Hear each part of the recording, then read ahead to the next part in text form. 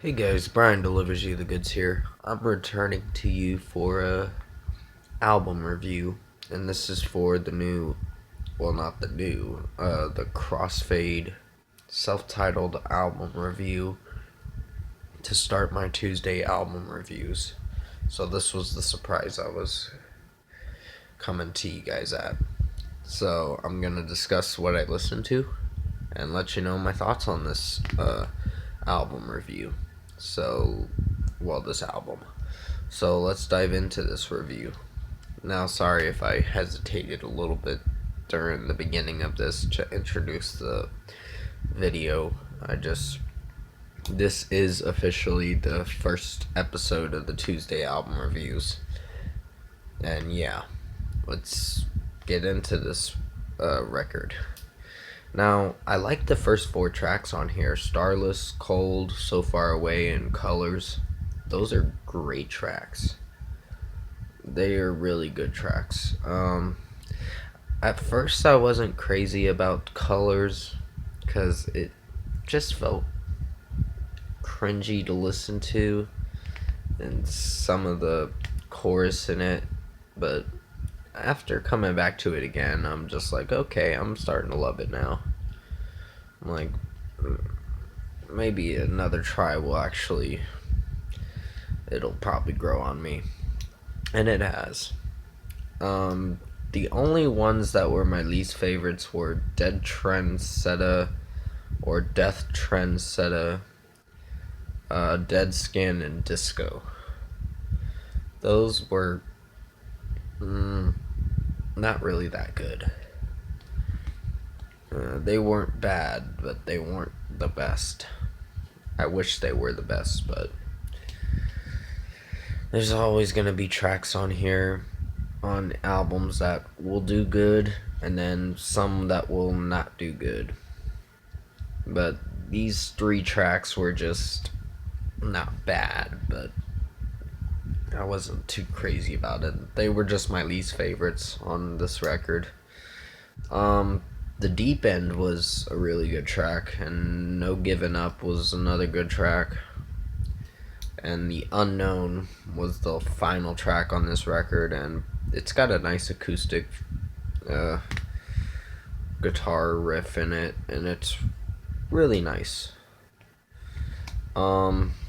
Ed Sloan's vocals in this is really good throughout this whole record. He starts rapping a little bit in Starless, or rapping or whatever, and it just sounds weird. I don't know, it just made me feel weird about listening to that track at first. But that track's really grown on me a lot, and I really love the chorus breakdown a lot in Starless.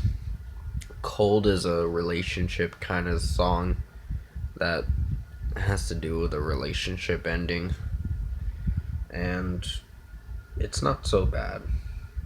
Sorry, just dealing with a lot of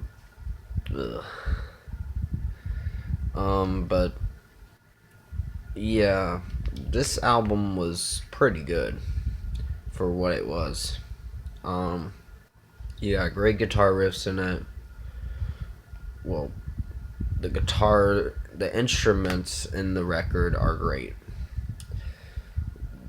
The way the pacing of each song's going is somewhat off, but it still does good for what it is.